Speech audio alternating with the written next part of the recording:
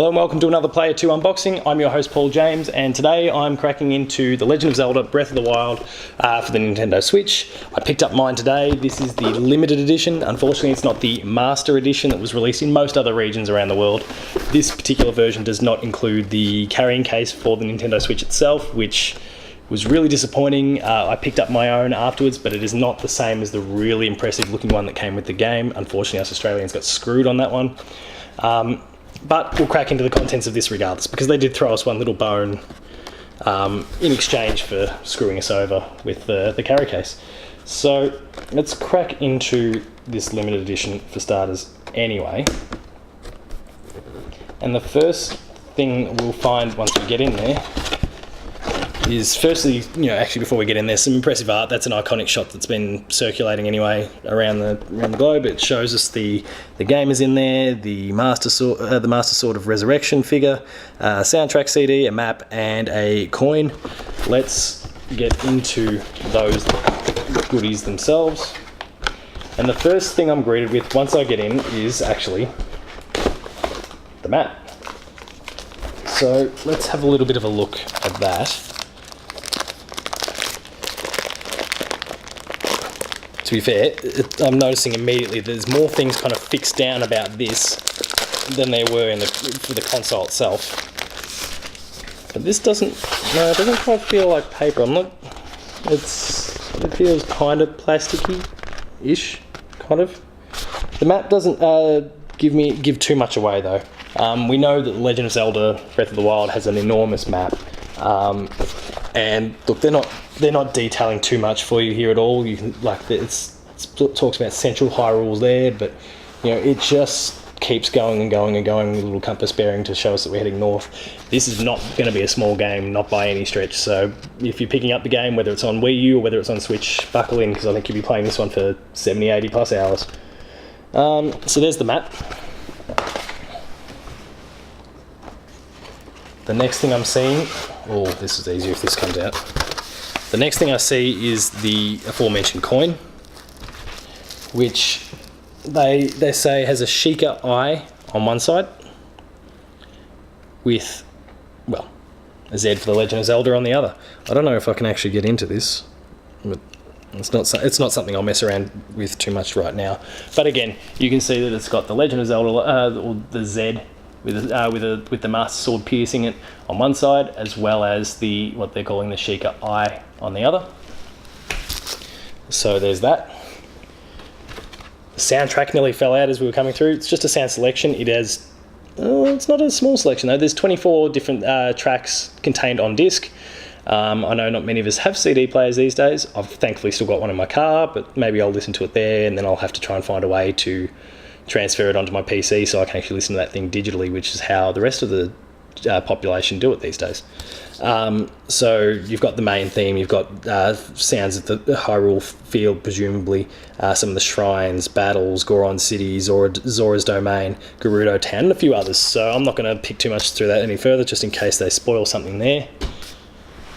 And of course, The Legend of Zelda Breath of the Wild itself, which the case is similar in size to perhaps a PSP game, just a little bit bigger than that, but somewhere between the PSP size and your more traditional PS3, PS2, PS4, GameCube, Wii, all those sort of things. That traditional case size DVD.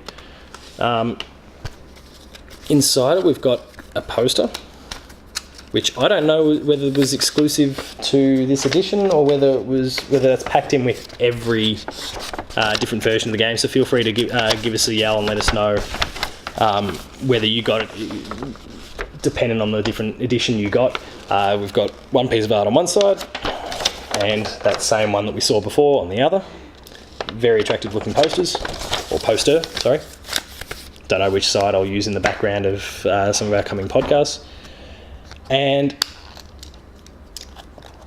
the interior, which again has some more art on it. It's Link climbing up the face of a mountain there. It's one that we've seen before. We've got a few different little stills and a lot of promo stuff, a lot of blank white wasted space down the bottom here. And of course inside the game. Now, I'm not going to lick this thing. I've heard so many reports about Nintendo having done something to these cartridges to ensure that they're not eaten by children. I've seen a lot of people doing it. I have no intention to do it because I know that it supposedly tastes horrible, so why would I do it? No, I'm not doing it. No, I'm not. So there's the game itself.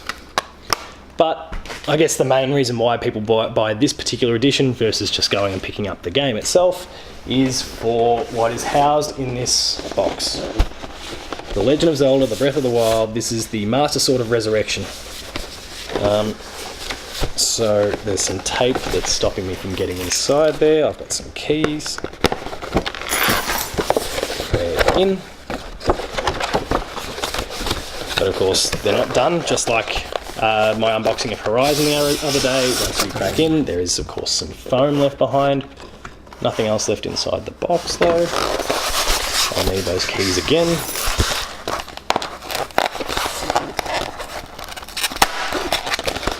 There we go.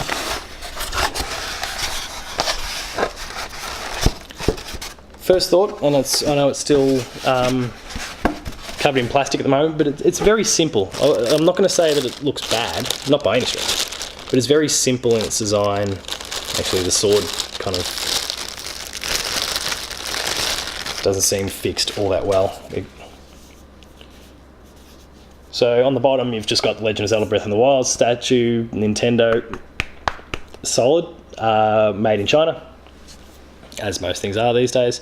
The sword itself, the Master Sword itself, you're going to have to be careful with it because it is easily manipulated. I don't know if it's supposed to come out, and I doubt that. The flower that's also fixed down, a little more solid, but again, could be very easily broken. But the statue itself, simple in its design, again, very solid base. But the Master Sword itself, they've not said too much about this in terms of the game itself, so I'm curious to see what sort of place and how it comes into things, given that in Breath of the Wild you can pick up new swords and new weapons relatively often as you take out different enemies. So that is the statue.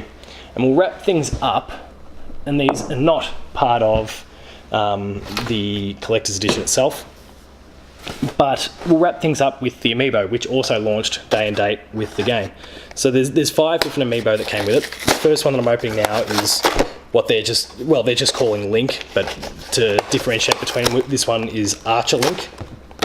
I know Nintendo have been forward and told people what the what features each of these amiibo have. I've not tracked what that is as of yet, because I just didn't. I'm very conscious of spoilers when it comes to The Legend of Zelda. So whilst I doubt that amiibo are going to spoil the game, you can never be too sure these days. It's just the way spoiler culture kind of is. So our first one here, Link, looks like he's riding a cloud of some sort. I'm not exactly sure there, but bow and arrow drawn. It's a shot that we kind of saw even in the very first teaser, where he jumped up and he was about to shoot at the Guardian. So there's that one. Our next amiibo is of Zelda. No specific poses, though it does appear as though she's holding the Sheikah Slate, which is a big component of the game itself. She's holding it in her left hand here, but far simpler, just a standing pose. We've got Link on horseback. Unfortunately, I don't think Epona is a feature of this particular Zelda, unfortunately. So it just seems like on the back of generic horse. But I'd like to be proven wrong. Tail can be manipulated a little bit. Everything else feels pretty solid on the clear fixture here to lock it all down. We've got the Bokoblin. And again, I'll reiterate, I don't know what any of these amiibo actually do within the game. So we'll wait and see when it comes to that. We've got the Bokoblin as well. Very simple in design, but nicely constructed though. And the final amiibo that we'll look at, the biggest one, and I haven't checked my receipt, probably the most expensive. is that of the Guardians, which is something that Nintendo have not said all that much about throughout the lead up to the game. Like, we've seen them in trailers, but we haven't actually learnt as of yet, and I'm sure spoilers will come in time, we haven't as of yet learnt what role they play in the game, other than being some real nasties that can destroy you real quickly if you're not careful. But I do believe that when it comes to the Guardian, yes, the legs are opposable, so you can manipulate those however you like. So at some point, oh no, the head doesn't manipulate, but that's a kind of cool little feature. Now, I don't know exactly how opposable these are. Like, I twist and it twists back, but it'll be interesting to see exactly how much movement I've got there and whether I actually break one of these legs, because it's something that I'll probably do. So there is everything that comes day and date for The Legend of Zelda Breath of the Wild. But there's one little thing that I'll also point out, and I'm going to disappear off camera for a moment. Most people are aware of Hyrule Historia, a book that came out a few years ago, basically in line with Skyward Sword when that released. This is the latest entry, and it's called Arts and Artifacts. And I'm not going to scroll too far through it in case there's much about Breath of the Wild. But there is a range of art from basically the entire history of the Legend of Zelda franchise. We're seeing bits from Skyward Sword there. We've got Wind Waker. There's Twilight Princess, and presumably everything all the way back through to the very beginning, even some of the animated stuff. Lots and lots of different art there. Now, this is not something that is sold with any collector's edition anywhere around the world. This is a standalone purchase, but it is one for any Legend of Zelda fan, one that is really worth considering. So maybe it's worth going and picking that up, especially if you've got Hyrule Historia. These are the official ones, courtesy of Nintendo, that they've worked with Dark Horse on. So maybe give that one a look. But that is everything now unpacked from The Legend of Zelda Breath of the Wild. Again, we've got a map, we've got the amiibo, we've got the statue, we've got the game. There's the coin somewhere amongst all this.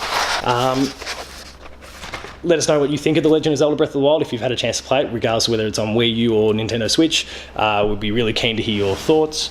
Thank you very much for watching. Please make sure to visit player2.net.au for all the fantastic written content you'll find pretty regularly. There's going to be a bunch of stuff coming up in the upcoming days about The Legend of Zelda Breath of the Wild. There'll be some podcasts and those sorts of things will be dedicated to it, so make sure to look in for those. Make sure to follow Player2AU on Twitter, myself at PaulJamesP2 on Twitter, where I'm sure I'm ranting, if not about Horizon, I'm ranting about Zelda in presumably good ways. So thank you for watching. We'll see you later.